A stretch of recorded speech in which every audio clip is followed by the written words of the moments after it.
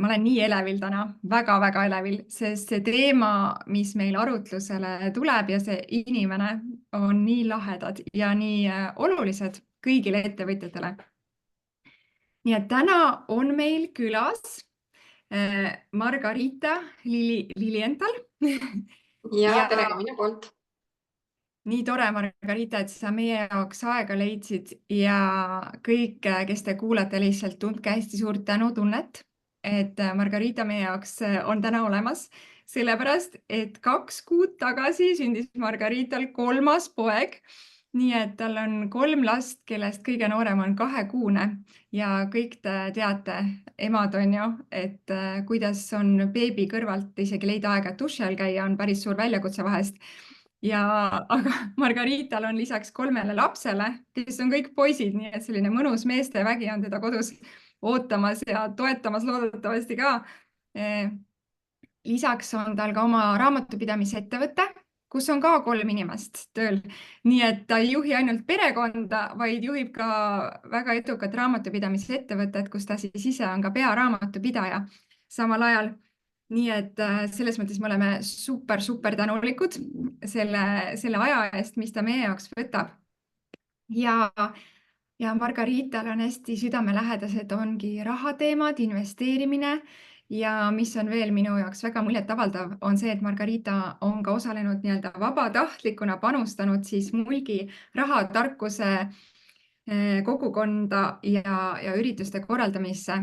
Nii et emad, mõelge kõik, et siis 3 last, 3 töötajat ja veel aega panustada vabatahtlikku tööd ka teha, et täiesti hämmastav.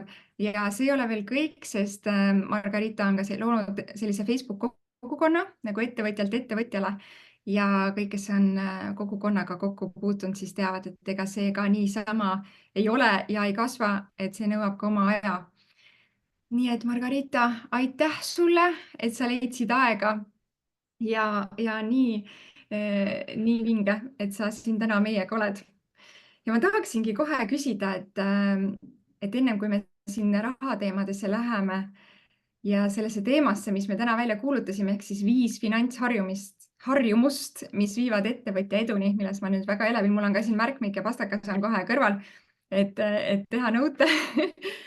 Aga räägi, et kuidas sa üldse jõudsid sellise finantsteemadeni ja millal sa tundsid, et see sind huvitama hakkab, sest tegelikult ütleme ausalt, et see raamatupidamine on see, mis paljudel ettevõtjatel paneb nagu nii-öelda külmavärinad toob peale, kui nad mõtlevad selle peale, et issand, et kõik see ettevõtlus on tore, aga see raamatupidamine on ju. Ja nagu ma aru saan, sinul on täiesti vastupidi, et see on just teema, mis paneb sul silmad särama, et räägi, et kuidas sa sinna jõudsid? Ja, et mina tegelikult jõudsin sinna kunagi õpingute käigus. Peale gümnaasiumi mul ei olnud õrna aimuga, mis ma teha tahan, et ma ei teadnud, kes võiks minust saada, mis ma üldse õppida tahan. Ja esialgu ma läksingi ju tööle klienditeenindajana. Ja siis ma mõtlesin, et okei, et ma proovin, ma lähen kontoritööd õppima ja läksin siis õppima sekretäri tööd raamatupidamise lisaoskusega. Ja läbi siis nende praktikate ma sain aru, et raamatupidamine on just see, mis mind paelub, et see sekretäri töö võib-olla ei olegi nii väga see, mis ma tahan, aga just see raamatupidamine pakkus mulle väga palju põnevust, see tundus mulle väga huvitav, et seda ma kindlasti teha tahaksin. Ja peale neid õpinguid siis ma läksingi õppima uuesti ja siis juba nagu konkreetset raamatupidamist. Ja nii see mind siis raamatupidamiseni viiski, et tegelikult peale neid esimesi õpinguid ma saingi juba kohe tööle ka sekretärassistendina, kus minust sai siis ka raamatupidaja abi. Nii et selle kõrvalt ma siis õppisin kogu aeg juurde ja nii see raamatupidamise teekond läks ja minule raamatupidamise puhul just meeldibki see numbrite tagaajamine, et kuna ma olen pedant, siis mulle meeldib see, et mul on nii-öelda puhas väli.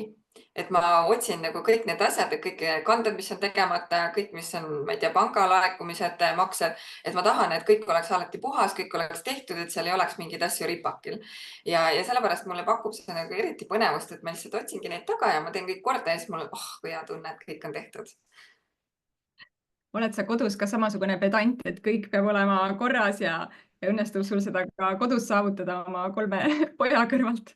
Ja selle kohta võib öelda, et 3 last on väga hästi treeninud, et ma täna enam siuke pedant ei ole kodus.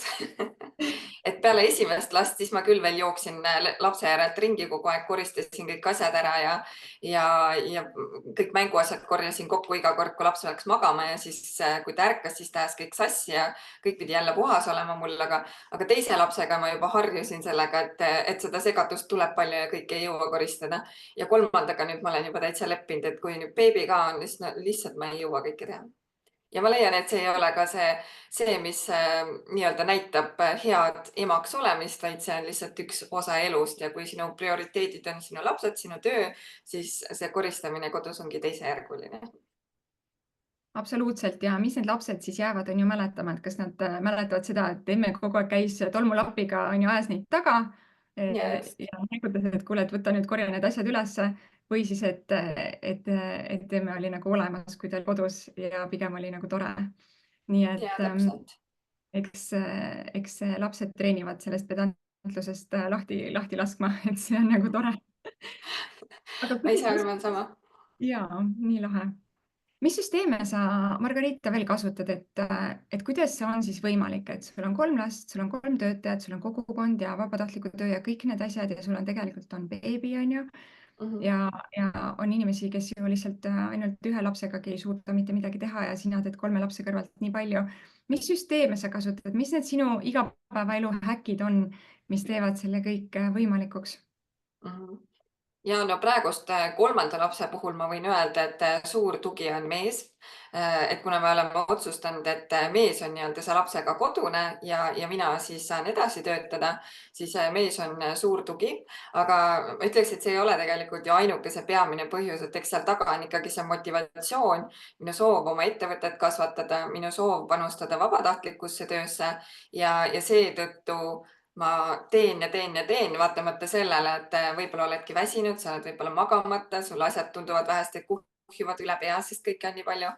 Aga see motivatsioon ikkagi veab takka, et sul on soov, tahe kõike seda eest vedada, olla hea tööandja, pakkuda töötajatele tööd ja olla ka seejuures edukas ettevõtja, pluss siis need oma eesmärgid, mis ma olen tulevikuks seadnud, et ma soovin neid ju täita ja ma saan aru, et see ei tule kõik puhtalt sellega, et ma istun diivani peal, olen lihtsalt niisama seal, vaid selle nimel peab tööd tegema ja ikkagi vaeva ka nägema, et päris nii lihtsalt need asjad kätte ei tule.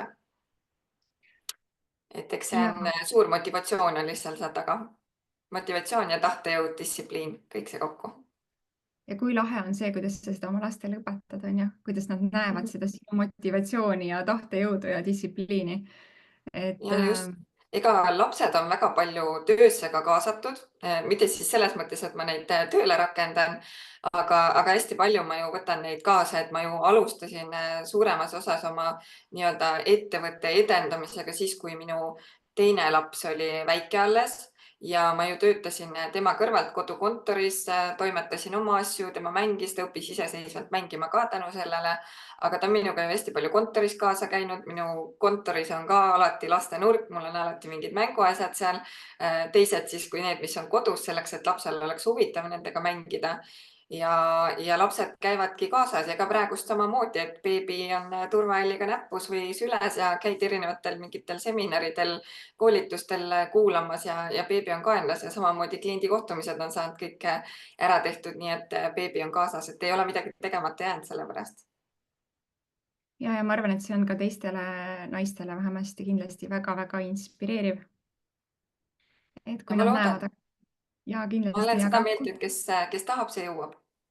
absoluutselt, kindlasti.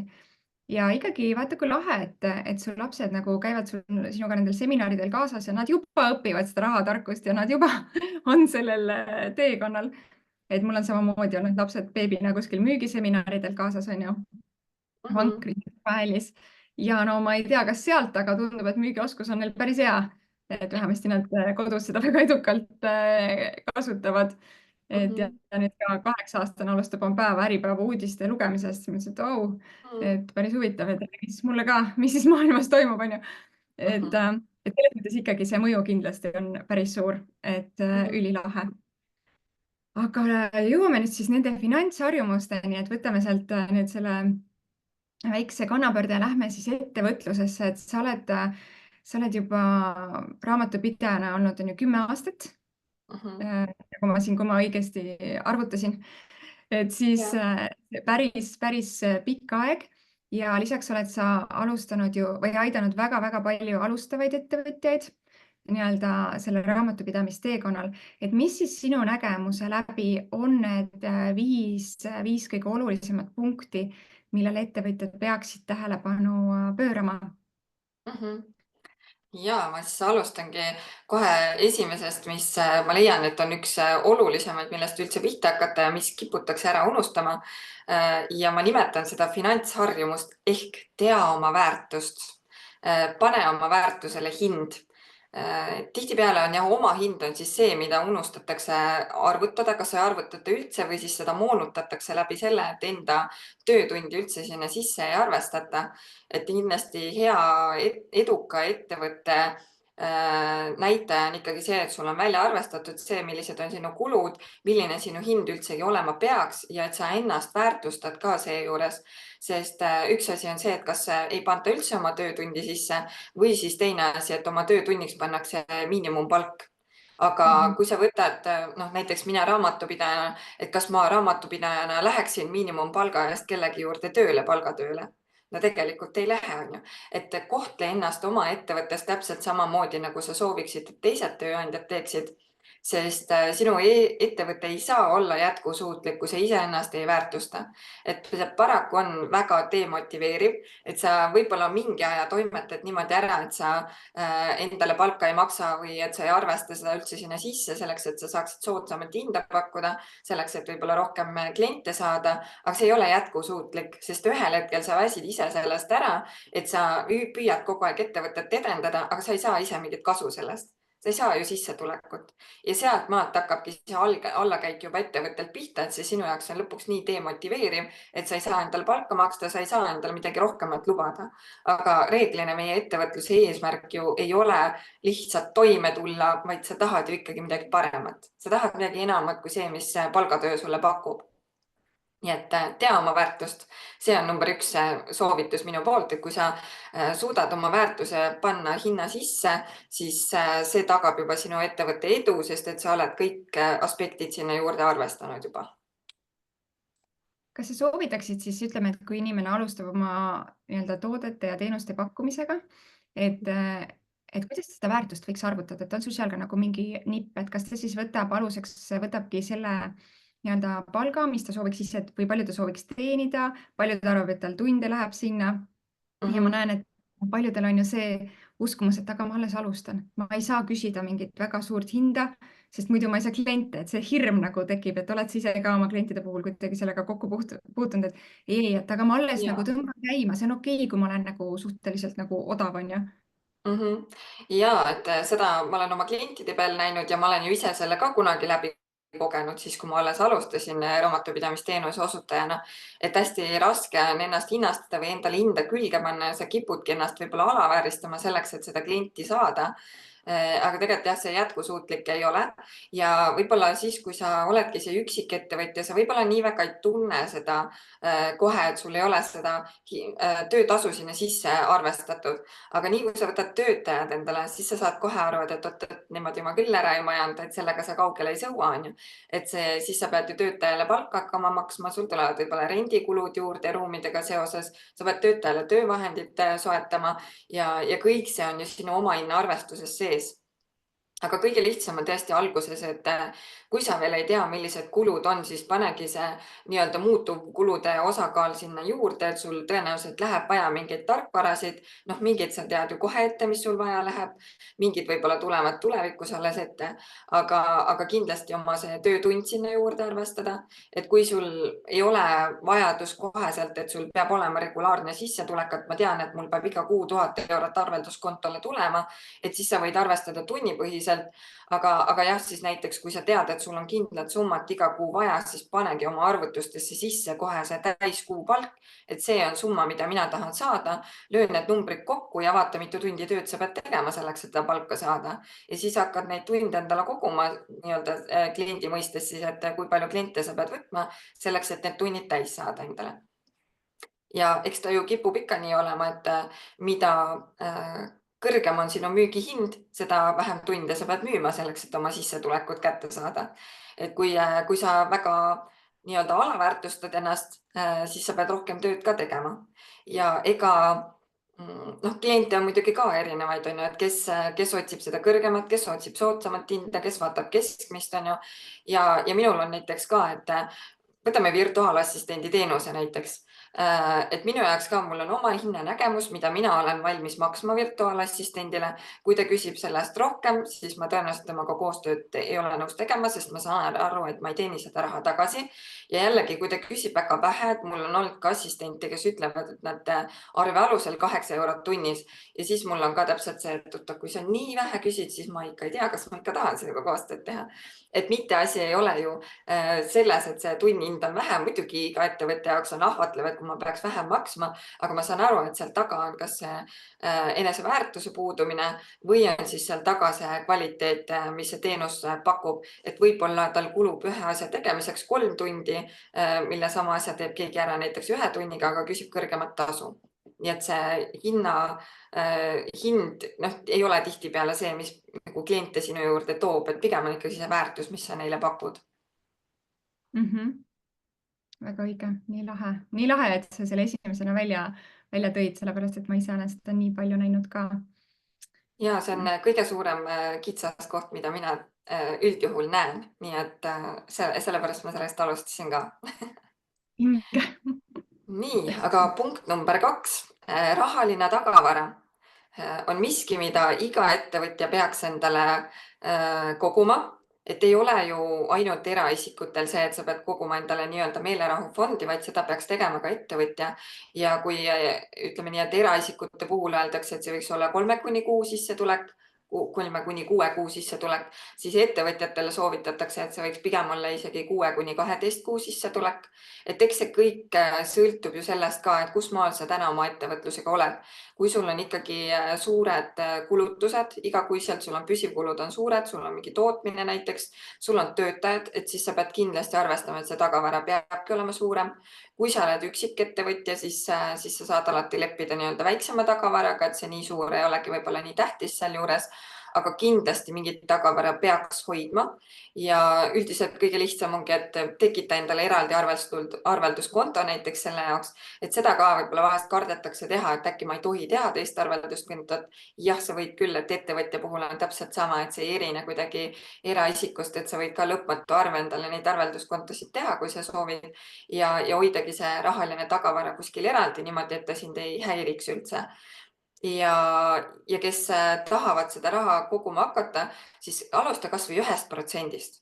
1% sinu sissetulekust, et sa ei peagi panema tohutuid summasid igakuiselt kõrvale selleks, et sa hakata nii-öelda seda tagavara koguma, vaid alusta kas või väikesest summast. Kui sinu sissetulek ongi näiteks 1000 eurot kuus, pane see 10 eurot kõrvale, sa ei tunne tegelikult seda 10 eurot. Et kui sa saad 1000 euroga hakkama, siis sa saad 990 euroga täpselt sama edukalt hakkama. Et sa tegelikult ei saa aru, et sa oled selle 10 eurot kuskil ära pannud.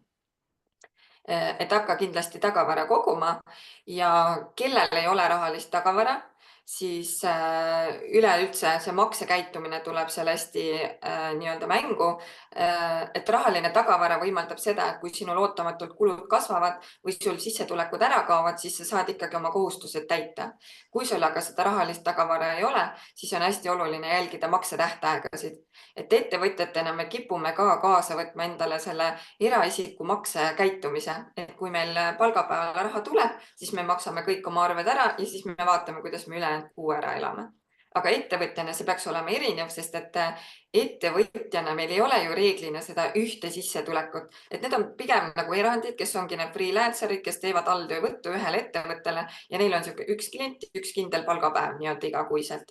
Aga reeglina ikkagi ettevõtjatel meil on ju sissetulekuid rohkem ja need on ebaregulaarsed. Sul ei pruugi olla see, et iga kuu sul kindel kuupäeval laekuvad rahad, vaid sul tulevad need kuu jooksul mitmetel erinevatel aegadel. Ja ma usun, et iga ettevõtja, kes pakub mingit teenust või kes pakub maksevõimalust, ma ei tea, 7 päeva, 14 päeva, on kokku puutunud sellega, et kliendid ei pruugi sulle alati maksetähtajaks raha ära maksta, vaid nad võivad maksta sulle ka oluliselt hiljem selle arve alles ära. ja paraku on see miski, millega me ei saa ju kunagi arvestada, me ei saa sellest kindel olla. Ja seetõttu on oluline maksetähtaegasid hoopis arvetel jälgida, mitte see, et kui sulle raha laekub, siis sa maksad kohe kõik arved ära, sest kui sa maksad ära esimesena arved, mis on näiteks kuu lõpu maksetähtaega, siis võib juhtuda, et 10. kuupäeval sa ei saa ära maksta DST makse ehk siis tööjõumakse enda palga pealt, mis tähendab, et sa oled automaatselt kohe maksevõlglane.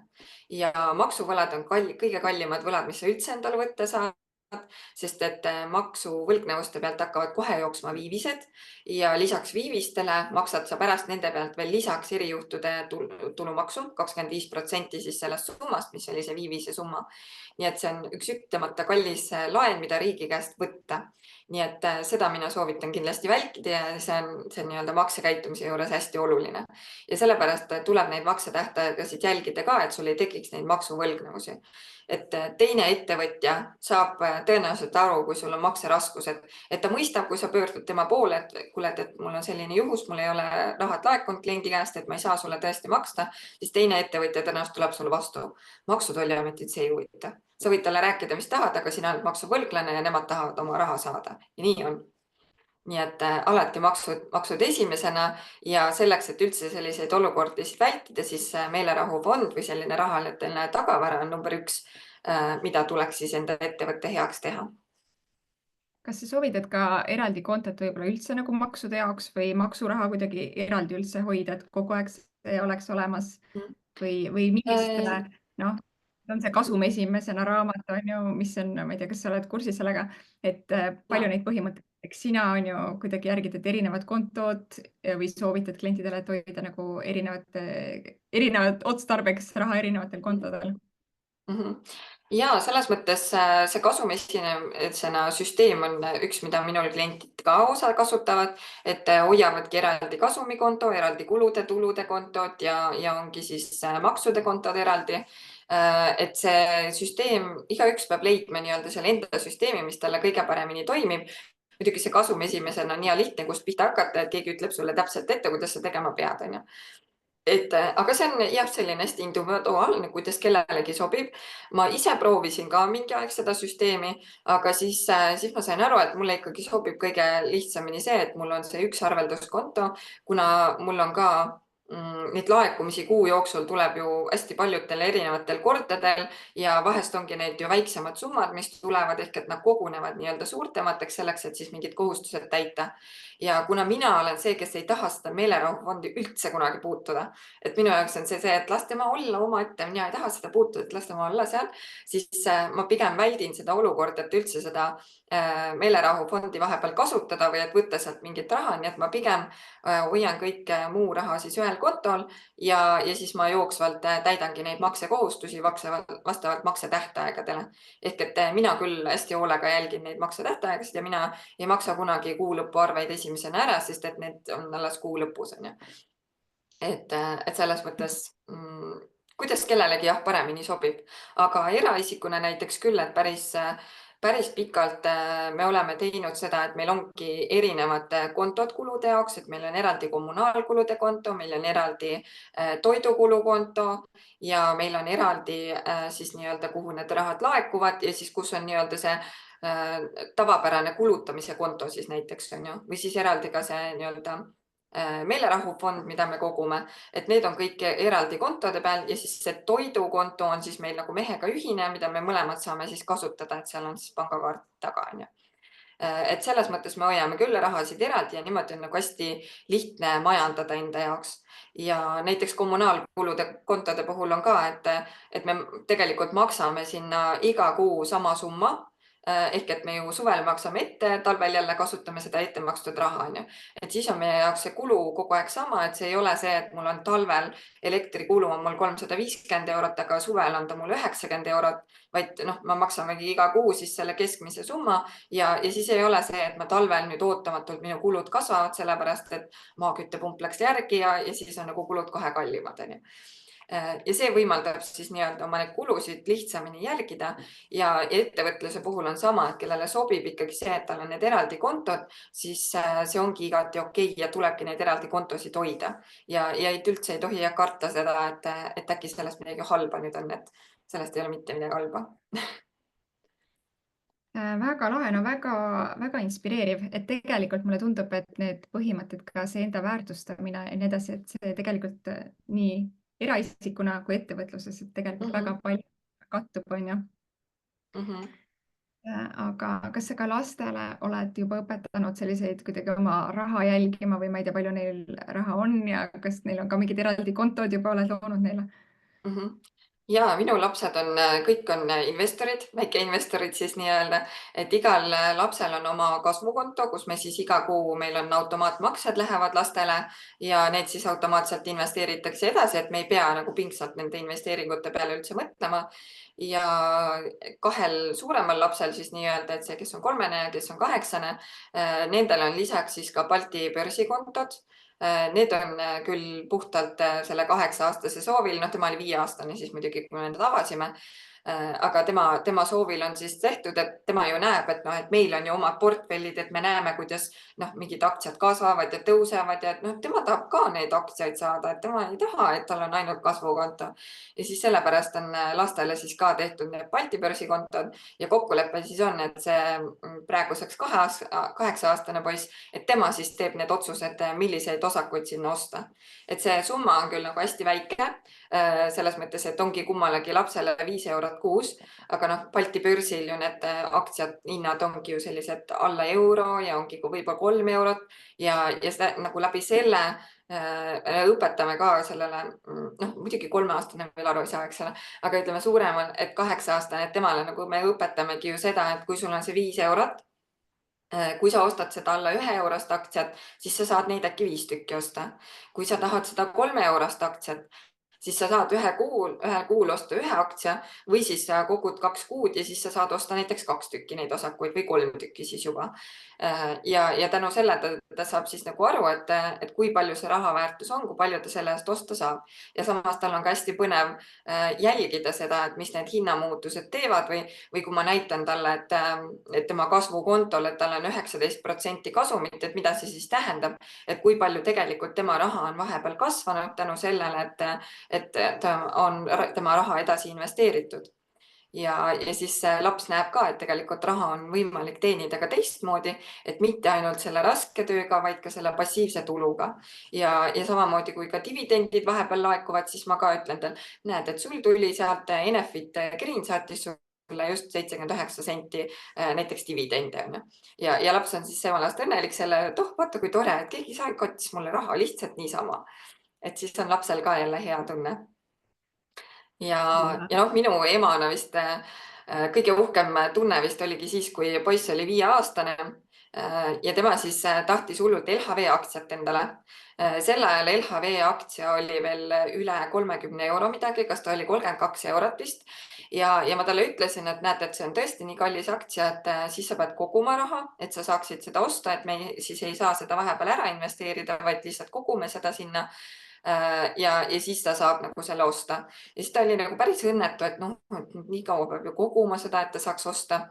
Aga siis juhuslikult tal oli sünnipäev ja ta teenis siis, mitte ei teeninud, ta sai sünnipäevakingiks raha siis ja ta tahtis endale selle eest tõukeratast osta. Ja ta käis siis, ostis oma tõukeratta ära ja siis tal jäi raha järgi sellest.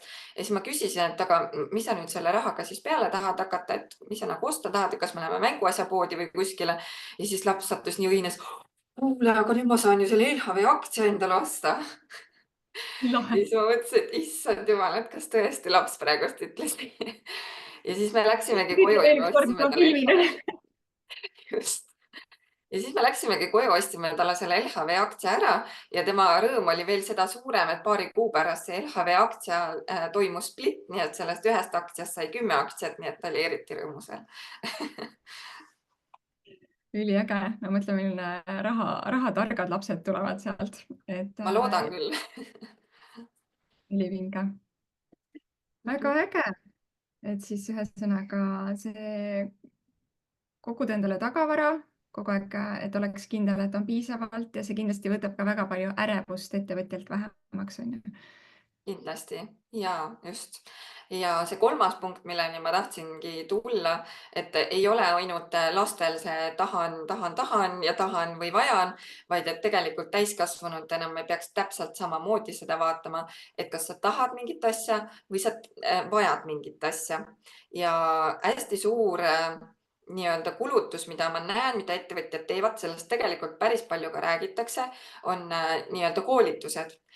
Koolitustel osalemine, mille teadmisi sa tegelikult ei rakenda. Ehk et sa ostad endale selle osaluse, aga sa ei tee seda koolitust üldse kaasa. Või siis, mida ma kõige rohkem näen ettevõtjate puhul jah, on need erinevate kogukondadega liitumine, mis ongi siis tasulised, igal on see oma kuutasu, ma ei tea, 30 eurot, kus on 50 eurot, mõnes on 80 eurot, siis on 40 eurot ja ollakse hästi paljudes erinevates kogukondades. Aga kuna mina reeglina ju oma kliente ikkagi jälgin ka kas sotsiaalmeedias või kuskil, siis ma näen, et tegelikult neid teadmisi ei rakendata. Et ma ei tea, kui palju nad nendest kogukondadest tegelikult osa võtavad. Kui ma näen ju, et ettevõtjal on 5 erinevat kogukonda, kus ta on, siis ma olen ise realist, et tõenäoliselt mina ei jõua tegelikult tema ka kõikides nendes aktiivselt osaleda. Aga need kulutused on igakuiselt ja nad viivad tegelikult meeletu palju raha välja. Ja see ongi põhiline, et ära investeeri oma raha nendesse teadmistesse, mida sa tegelikult ellu ei rakenda, ehk et need sulle raha tagasi ei too. Et muidugi see investeerimine oma teadmistesse on ülioluline, aga see tähtis ongi, et sa need teadmised siis omadad ka päriselt ja et sa neid hiljem ka kasutad. Ja ega iga koolituse puhul ju tulebki seda hinnata, et kui sa selle koolituse võtad, kas see toob sulle tagasi ka selle soovitud tulemuse. Ehk et kui sa võtadki näiteks turunduskoolituse, kas sa siis päriselt viid need muudatused ellu ka ja sa hakkadki oma turundust siis tegema selliselt, et see toob sulle müügid ja see toob sulle selle raha kiiresti tagasi. Või sa lähed sinna turunduskoolitusele sellepärast, et sa lihtsalt tahad, sul on lihtsalt see FOMO, fear of missing out, ehk et teised ju kõik osalevad ja sellepärast lähed sina ka osalema. Ja tegelikult sa võib-olla neid teadmisi ei rakendagi ja see on tegelikult ju raisatud raha, on ju nii. Et hästi hinnata neid asju täpselt samamoodi, et kas sa lihtsalt tahad neid või sul on päriselt ka neid vaja. ja ettevõtjatel on seda eriti veel rohkem, sest kui ma vaatan enda ümbruses neid ettevõtjaid, siis nende personality või iseloom ongi selline, et kogu aeg nad tahavad õppida, nad tahavad areneda, tahavad saada paremaks. Et tegelikult seda piiri tõmmata, et seda mul on vaja, seda mul ei ole vaja. Et ja lisaks tegelikult see ei ole ainult rahaline kulu, see on ju ka mega suur ajaline kulu. Et kui näiteks osaleda kuskil koolitusel või väljakutsel või kus iganes, mida ei hakka kasutama reaalselt kohe, et siis ettevõtte see aeg on väga väärtuslik. Ja just, et mina iga koolituse puhul hindangi seda nii, et kui ma vaatan, et see on väga põnev, see võib-olla pakuks mulle huvi, on ju, siis ma hindangi 2 asja sealjuures, et esiteks, mis see annab, kas ma päriselt neid teadmisi, kas mul on neid vaja või mul on need teadmised kõik juba olemas ja ma tahaks seda lihtsalt täpselt seesama FOMO pärast. Ja teine asi, et kas mul on päriselt aega, et sellele osaleda. Et kui ma ostangi selle koolituse, et kas ma saan sellest maksimaalse kasu, ehk et ma päriselt siis osalen seal ja kasutan need teadmised ära. Ja kui ma saan aru, et tegelikult mul on elus periood, kus mul on juba niigi 100 miljonit erinevat asja ja ma ei jõua tegelikult seal koolitusel osaleda, siis jääb see koolitus minu poolt ostmata. Sest et ma tean, et see on muidu raisatud raha minu jaoks ja selle raha ma saaks investeerida hoopis mujale. Kas siis päris nagu finantsvaradesse või kas või oma töökeskkonna parendamiseks selleks, et töötajatel oleks parem nagu kontoris käia ja kõik see sinna juurde, on ju. Et alati hinnata siis seda. Ja kulude poole pealt veel nii-öelda ebamõistlikud kulud, hinnapakkumisi küsida. Tihtipeale on väga erinevatel tootjatel väga erinevad hinnad. Et kui sa võtad jah, selle alternatiivkulu, et ma ei tea, võib-olla sa tahad 50 eurost, ma ei tea, seda bännerit osta endale kontorisse, et siis sul ei ole mõtet assistendile öelda, et kuule, et küsi 10 erinevat hinnapakkumist ja vaatame, kes teeb parima pakkumise. Sest et see asi maksab ise 50 eurot, aga assistendi töötund pane sinna veel juurde, mis tal läheb ja tegelikult sa mingit võitu sealt ei saa, vaid sa maksad hoopis peale, on ju. See asi läheb tegelikult kallimaks. Aga kui me võtame mingit suure suure hinnaga asja, näiteks koju me tellisime värava endale. Ma saatsin 7 erinevat pakkumist välja automaatsele väravale ja need hinnapakkumised 3000 kuni 7000. Kui ma oleks võtnud selle 7000 pakkumise, siis ma oleks seda pärast väga kahetsenud, et ma ei uurinud rohkem pakkumisi ja tegelikult ma maksin üüratult palju raha, kui keegi teine oleks pärast ütlenud, et kuule, mina maksin ainult 3000 selle eest, on ju. Ja sellisel juhul, isegi kui sa pead maksma kellelegi, et ta kulutab selle aja, et 7 erinevat pakkumist välja saada, siis sa teenid selle raha kindlasti tagasi. Nii et pigem investeeri see aeg või raha sellesse, et neid pakkumisi küsida ja sa saad tegelikult oluliselt suurema rahalise võidu sinna juurde. Absoluutselt. Jah. Meil on tulnud küsimus veel eelmise teema, et laste väärtpaberitega tegelemise kohta, et kuidas õpetada lastele neid tehingutasusid arvestama ja nende mõju tootlustele, et oled sa selles teemas ka oma 8-aastast harinud ja kuidas seda? Ja õnneks Balti börs on meil ju tasuta, et seal ei ole mingeid tehingutasusid, et mina kasutan LHV-d investeerimiseks lastel ja seal ei ole tehingutasusid, seega ma ei pea Balti börsi juures neile üldse selgitamagi seda, et seal on kulud või mis seal on. Kasvukonto puhul ma olen küll selgitanud, et meil ei ole mõtet sinna osta väga palju erinevaid neid fonde, sellepärast et iga fondi müük maksab pärast jälle raha, et iga selle müügi pealt sa pead ju maksma peaaegu 10 eurot tehingutasu, mis tegelikult ju sööb suure osa tootlusest ära. Ja seda ma olen nagu küll selgitanud jah, et miks ei tasu ja miks ei tasu üldse vahepeal võib-olla müüa, et pigem las ta koguneb seal on ju. Et kui need investeeritavad summad ei ole ju lastel veel nii suured, et me ei pane ju 1000 eurosid kuus, et siis ei ole mõistlik neid vahepeal müüa, kui ta teenib juba see 10% kasumit seal või 20% on ju. Sest et tõenäoliselt see tehingutasu sööb selle kasumi sealt juba suures osas ära ja tal järgi tegelikult ei jää nagu väga midagi on ju. Aga kuna jah, meil mujal selliseid investeeringuid ei ole, kus lastel just, et kus on tehingutasud ka juures, et siis väga palju ei ole pigem jah pidanud selgitama seda juurde. Väga lahe. Väga põnev, mis see 4. punkt? Nii, 4. punkt on maksude optimeerimine ja üleoptimeerimine. Et mida iga ettevõtja peaks teadma, on erinevad maksuvabastused, mida nad saavad ära kasutada ja need annavad ju võimaluse sul rohkem raha ise ära kasutada. Et kui sa maksad kõik oma sissetuleku välja endale palgana, siis sa maksad ju ära tohutu suure maksukoormuse riigile ja sa saad ise selle võrra vähem kätte. Kui sul on aga ettevõtjana need teadmised, millised on need erinevad maksuvabastused, mida sa saad ära kasutada, siis sa tegelikult teenid ise rohkem. Et sa küll kasutad seda raha ära ettevõtte alt võib-olla või siis sa maksad endale kuluhüvitistena välja, aga see palgaosa, mis sa endale pärast välja maksma pead, kus sa maksud maksad, on hiljem palju väiksem ja sa saad tänu sellele maksuvõidu. Ja see maksu optimeerimine ongi siin siis nii-öelda see võtmesõna, et üks asi, milline võiks olla siis see järjekord, et kuidas sa endale ettevõttest üldse raha hakkad maksma või seda ära kasutad. Et number 1 on see, et sa alustad omanike võlgnevustest, on siis kõik omanikulaenud või arved, mis on omanik ise maksnud enda isiklike rahade eest, et sa tagastad siis neid maksuvõlgnu või nii-öelda neid omanike võlgasid, mis on ju kõik maksuvaba.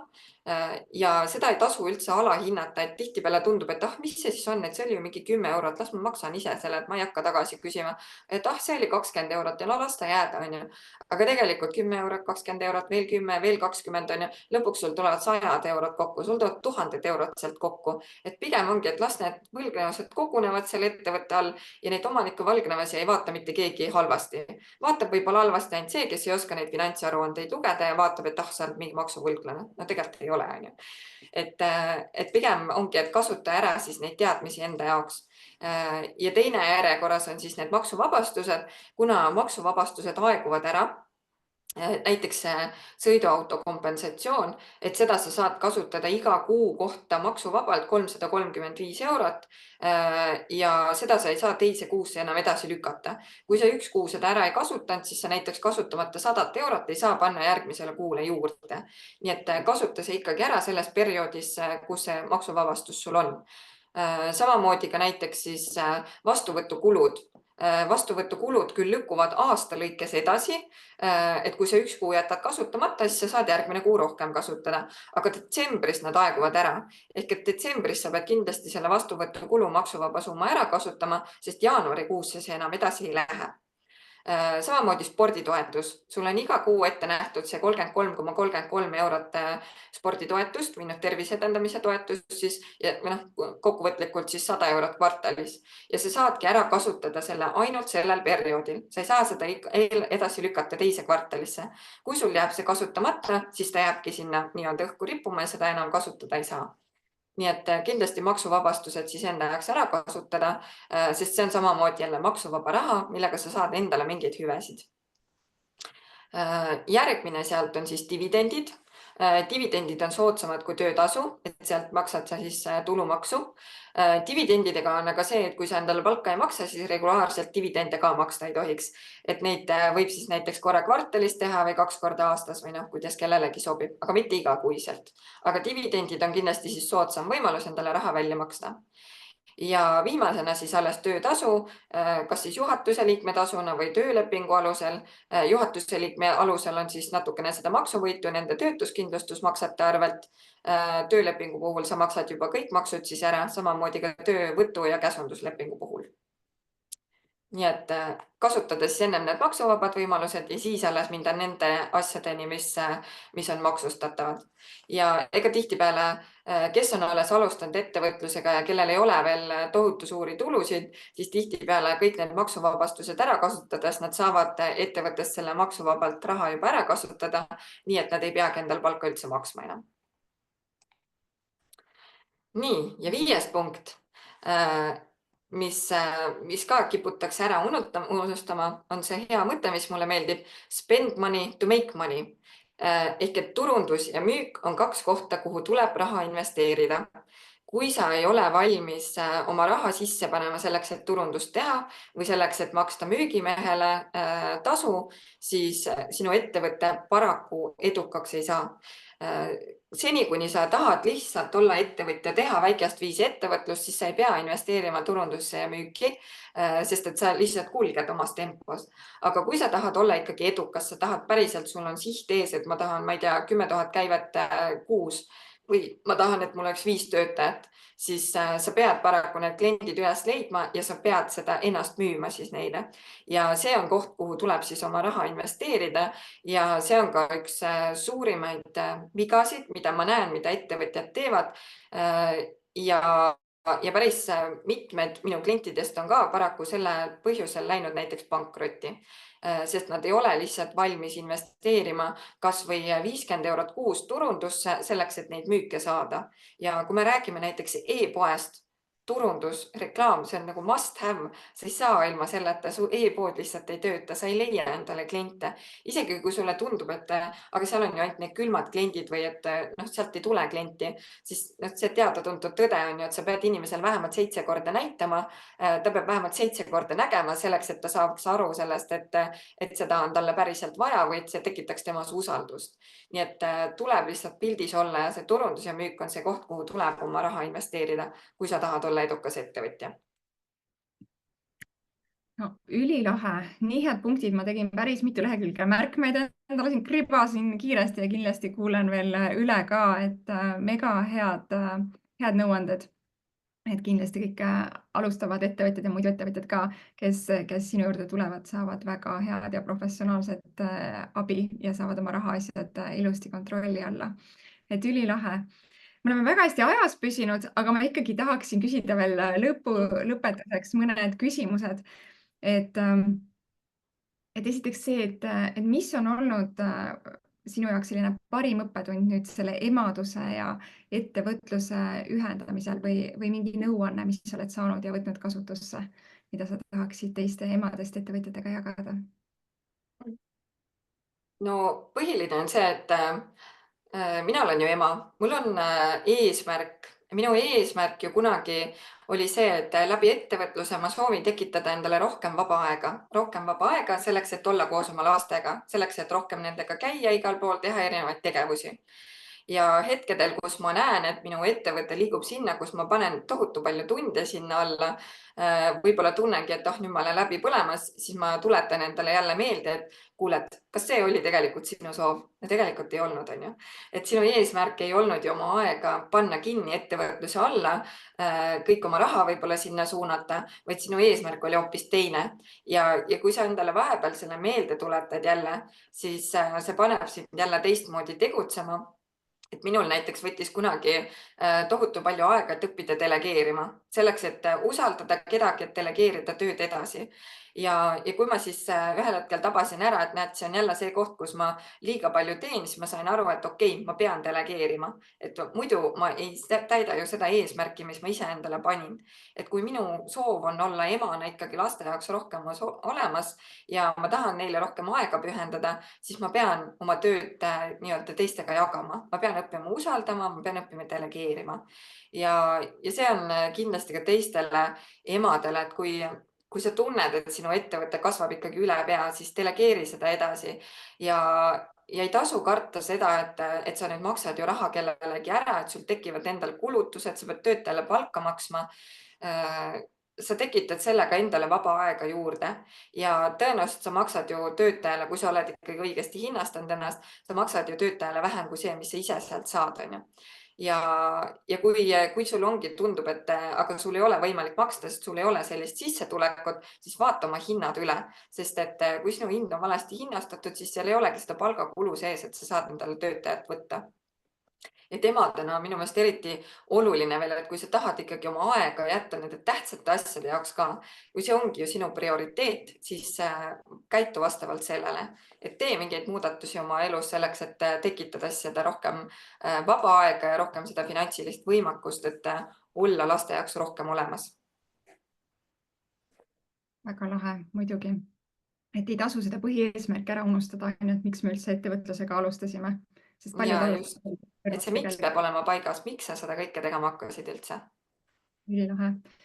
Et me rääkisime või sa rääkisid siin sellest, et tihti kiputakse liiga palju kulutama igasuguste koolituste ja selliste asjade peale.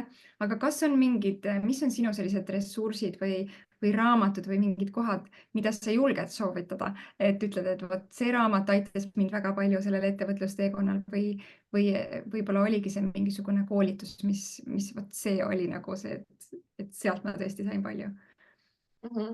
Sellised sinu Ja, no teekonnal. ma olen muidugi tohutu palju erinevaid raamatuid läbi lugenud ka, et ma ei teagi, kas ma oskan nii-öelda ühte kindlasti välja tuua, on ju. Seesama Kasum esimesena, mis sa mainisid, et see on kindlasti üks, mis on jälle hea meeldetuletus enda jaoks olnud, et kui ongi mingid perioodid olnud, kus ma suunangi kogu aeg selle ettevõtte raha sinna ettevõtte nii-öelda investeeringute jaoks selleks, et ettevõtet edendada, siis selle raamatu ma võtan alati jälle kätte ja tuletan meelde, et vaatamata sellele, et ma raha sinna suunan, ma võiks tegelikult koguda ikkagi edasi ju ka oma seda nii-öelda säästufondi, on ju. Ja alati sellised mõtted nagu panevad uuesti tegutsema jälle. Kindlasti ma soovitan Kristi Saare raamatut, kuidas alustada investeerimisega, et seal on ka väga palju häid mõtteid. Jaak Roosaare raamatud olen ma kõik läbi lugenud, sest need on ka hästi lihtne lugemine, kust siis saada erinevaid rahatarkuse mõtteid ja mida siis ise rakendada või kuhu siis üldse oma raha investeerima hakata. Mulle väga meeldivad ka Kristjan Liivamägi raamatud, mis on siis tal koostööd kahe teise õppejõuga loodud. Et ka need on väga head raamatud ja see rahaedu põhimõtted, see esimene raamat just, ma kindlasti soovitangi neile, kellel ei ole tegelikult veel erilisi selliseid finantsalaseid teadmisi või kellel ei olegi, võib-olla ta ei teagi, millised võimalused üldse siin maailmas on ju, või kes ei teagi väga rahaasjadest suurt midagi, et siis ma soovitan sealt pihta hakata, sest see on see A ja B, kust üldse alustada. Aga kui ma võtan, see ei ole nüüd nagu rahateemaline, aga raamat, mis mind ennast kõige enam on kunagi mõjutanud, on Marie Forleo Kõik on väljamõeldav. Ja see raamat oli see, mis kunagi pani mind tegutsema ja üldse sinna ettevõtlusesse viis, sest kui mulle kogu aeg tundus, et ma ei ole ikka piisav ja äkki ma ikka ei tea piisavalt palju ja kes olen üldse mina, et pihta hakata, siis ma lugesin selle raamatu läbi ja ma sain sellise motivatsioonipaugu sealt, et kuule, aga tõesti, kõik on ju väljamõeldav. Ja kui tema suutis, siis suudan mina ka ja ma võin teda täpselt samamoodi teha. Et ma ei pea olema, ma ei tea, Krista Teearu oma 20 või 30 aastase kogemusega, kui ma lihtsalt ei olegi vanuselt veel sealmaal, et sellist kogemuste pagasit omandada, aga ma võin vaatamata sellele ettevõtlusega pihta hakata ja ma võin ikkagi ettevõtjaid toetada. Ja see raamat oli see, mis tõesti andis minule selle tõuke, et hakata ettevõtjaks. Ülilahe. Ja näed, et kunagi ei tea, mis raamat just selline switchi toob. Et väga head soovitused, aitäh sulle ja me kirjutame nad kõik välja ja postitame oma gruppi ka. Tuli veel paar küsimust kiiresti, et ma küsin siis need kiiresti ära, et Maris on küsinud seda, et kas auto kompensatsiooni saab maksta kas ainult siis, kui ettevõttes ei ole autot? Kuidas kompensatsiooni maksta saab siis, et kas peab olema auto või ei? See ei ole otseselt seotud kuidagi sellega, sest autokompensatsiooni võib ju maksta ka 50 töötajaga firma, kus on võib-olla 5 tööautot, aga seal on võib-olla töötaja, kes käib näiteks 50 kilomeetri kauguselt tööl, siis sellele samale töötajale võib ju ka sõiduauto kompensatsiooni maksta. Et see ei ole kuidagi seotud sellega, kas ettevõttel on auto või mitte. Et see sõiduauto kompensatsioon, see kehtibki siis eraisiku ehk et isikliku auto puhul, et kui sa teedki oma eraautoga ettevõtluse tarbeks sõita, siis need sõidud hüvitataksegi selle sõiduauto kompensatsiooni alusel. Ja sealjuures ei pea olema siis mingeid tõestavaid kulutšekke, et sa käisid just sel päeval tanklas ja näitad, et ma päriselt ka sõitsin, sest see, kas sa tankisid või ei tankinud, see ei oma sealjuures mingit tähtsust, on ju. Sest ega me ei käi ju 5 euro eest tilgutamas endal paaki, sellepärast et mul on väike sõit vaja teha. Et see ongi puhtalt sõidu kompensatsiooni alusel. Ja sealjuures veel ei ole ka oluline see, kas sa oled oma ettevõttes töötaja või mitte. Ehk et kui sa oledki see üksik ettevõtja, sa veel endale palka ei maksa, aga sa oled ju nagunii juhatuse liige ettevõttes ametlikult, siis sa võid igal juhul endale juba seda sõiduauto kompensatsiooni maksta nende töösõitude eest. Sest tihtipeale ju ettevõtte käivitamise juures, kui meil ei ole veel finantse, võib-olla meil ei olegi võimalusi, siis tegelikult me võib-olla teeme neid töösõite veel rohkem kui hiljem oma edaspidises ettevõtluses on ju. Sest sa võib-olla käidki neid erinevaid müügikohtumisi pidevalt tegemas ja see ei tähenda, et sa pead need ju tasuta tegema oma isikliku raha eest, et ettevõte võib sulle hüvitada kõik selle. Väga lahe. Siis veel küsimus, et kas selle tervisetasu, et kas tuleb esitada ka kuluarve ettevõttele? Ja kindlasti igasuguste selliste hüvitiste puhul on hästi oluline, et need tõestusdokumendid peavad ka seal juures olema. Neid võib olla selles mõttes eri viisil, et kas sa ise maksad eraisikuna selle näiteks massaaži eest ise ära esialgu ja siis ettevõttele esitad siis selle tšeki koos selle kuluaruandega või siis see arve tulebki kohe ettevõtte nimele ja ettevõte tasub selle ise sinu eest siis kohe ära. Et võib olla nii üht kui teist, aga see kuludokument igal juhul peab olema seal juures, et ilma kuludokumendita ühtegi kulu hüvitada ei või. Väga lahe. Nii, rohkem me küsimusi ei saa võtta, sellepärast et lihtsalt aeg hakkab saama otsa ja kõik need siin Facebooki vaatajad on meil saatnud neid küsimusi. Aga ma siis küsin kõige viimase küsimuse, Margarita, sinu käest, et anna siis 3 sellist peamist soovitust sellele ettevõtjast emale, kes siis kogu hingest üritab oma isiklikku elu ja professionaalset elu tasakaalustada ja hoida sealjuures ka nii-öelda finantspoolel silm peal ja kontrolli all. Ja no number 1 ongi, et hoida see eraelu ja ettevõtluse tasakaal, et mitte panustada ühes suunas liiga palju, vaid tulebki erinevates suundades siis nii-öelda panustada ja enda võimekuste piires ja alati ongi siis seal, et ära unusta ennast ära seejuures, et sa pead endale ka selle aja leidma, et minule ka näiteks, ma võin lugeda lastega ühistegevuseks, aga näiteks liikumine. Ma teen ka, mul ei ole võib-olla aega 1,5 tundi minna jõusaali, jõusaali, aga ma teen kodus selle trenni ära, ma teen kasvõi pool tundi ja tavaliselt see tähendab, et ma teen seda koos lastega. Kui ma üritan joogat teha, siis see 3-aastane ripub seal igal pool seljas mul on ju, sest et tal on ju naljakas, emme teeb liumägesid on ju. Või kui ma teen mingit tantsulist trenni, siis tantsivad kõik kaasas seal, sest et see on jälle lõbus on ju. Et tegelikult sellised asjad saab ka laste tegevustena ühildada. Ja samamoodi näiteks minule meeldibki käia, mul on oma erinevad mastermind grupid, kus ma olen, kas on siis ettevõtlusega seotud, investeerimisega seotud, aga ma tunnen, et see laeb mind, et ma lähengi nende naistega, teistega koos, lähen välja või lähme siis külla kellelegi, me istumegi seal viiekesi ja arutame nendel erinevatel teemadel, aga ma tunnen, et see laeb mind ennast. Et mul ei olegi võib-olla seda laste, mul ei ole ettevõtluskohustust parasjagu, mul ei ole tööasju ja ma olengi lihtsalt ise, mina ise oma mõtetega ja kõige sellega ja ma saan neid mõtteid arutada ja mulle väga sobib see. Ja vahest on lisaks, see on küll puhtalt nagu mehe teema, et mina ise seda vabatahtlikult ei tee, aga mõned korrad mees on mind saatnud kas ööks või kaheks kuskile spaasse ja täiesti üksinda niimoodi, et ta pistab mulle selle ostetud selle pileti juba nina alla, ütleb, et nüüd sa lähed ja kõik ja arvuti jätad koju. Et see on olnud perioodidel, kus ta näeb, et mul on tööd tohutult palju ja ta näeb, et mul tegelikult on seda puhkust vaja, siis ta nii-öelda tekitab mulle sellised retriidid. Aga tegelikult me võiks ju ise seda märgata, on ju. Ja kindlasti, kui sa tahad olla edukas ettevõtja, siis jah, number 1, et õpi delegeerima, et sa ei saa paraku kõike üksinda teha, et muidugi alguses tundub, et ei ole ju piisavalt sissetulekuid ja ei saa võib-olla lubada endale, aga tegelikult sa saad alati oma piirmäärad ette panna, et kui sa võtad turundaja appi, kes teeks sul näiteks sotsiaalmeedia sisu, siis sa saad talle öelda, et näed, et minu võimekus on maksta sulle 75 € kuus, mul lihtsalt rohkem ei ole ja ta teebki sulle täpselt selle eest, nagu see summa sisse mahub, on ju, ja see on rohkem kui mitte midagi. Sest näiteks omast käest mina tean ka, et mingil hetkel sa lihtsalt ei jõua kõigega tegeleda ja sul jäävadki need asjad tegemata. Aga kui keegi võtab selle kas või väikse summa eest enda teha, siis vähemalt saavad need asjad tehtud, on ju. Ja ettevõtjana ka sa ei saa olla kõikides valdkondades väga hea.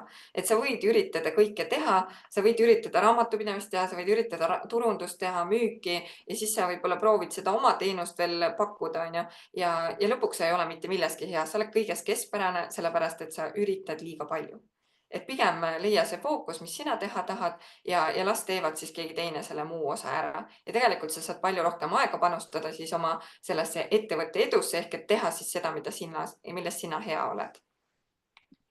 Ja ilmselt hoiad selles mõttes nii aega ka raha tegelikult kokku, et kui sa iga selle turunduse, selle teemalise koolitusel üritad osaleda ja ostad neid maru palju kokku, ei jõua ära vaadata, aega läheb, raha läheb, et võib-olla see summa tegelikult ei olegi väiksem, mis läheb sinna, et üritada neid teadmisi ise omandada versus siis delegeerida ära. Ja just, minu jaoks näiteks oli hämmastav, kui kiiresti turundaja suudab tööd teha, et minul võtab endal ühe postituse tegemine või mingi sisu loomine tohutu aja ja tema selle sama ajaga suudab, ma ei tea, 5 erineva päeva postitused ära teha mulle, on ju. Ja siis sa näedki seda alternatiivkulu seal, et kui tema nagu teenib sellise tunni hinnaga ja ta teeb nii palju ära, siis mina tegelikult teenin sama ajaga ju oluliselt rohkem tagasi. Nii et pigem ma teen oma asja, las teeb tema oma asja. Just, et palju maksab sinu tund versus palju maksab tema tund ja sinu tund võiks ikkagi olla, on ju. Ja, täpselt, just. Et just see on see eneseväärtustamine, hinnastamine ka, et kui abijõud on juba kallim kui sinu tund, et siis midagi on juba selge märk, et midagi on nagu viltu. Aga väga lahe, aitäh sulle, Margarita, et läksime natuke üle aja, aga see oli lihtsalt nii suurepärane info ja nii head mõtted, mis sa meile jagasid. Et ma olen südames tänulik sulle. Ja aitäh kutsumast. Absoluutselt. Väga tänulik, et sa tulid. Nii et suurt jõudu, jaksu sulle oma vahva 3 poja kasvatamisel ja investeerimisharimisel neid ja aitäh, et sa aitad ettevõtjatel siis teha seda ettevõtlust niimoodi, et nemad ka seda naudiksid. Ja, just. Aitäh sulle.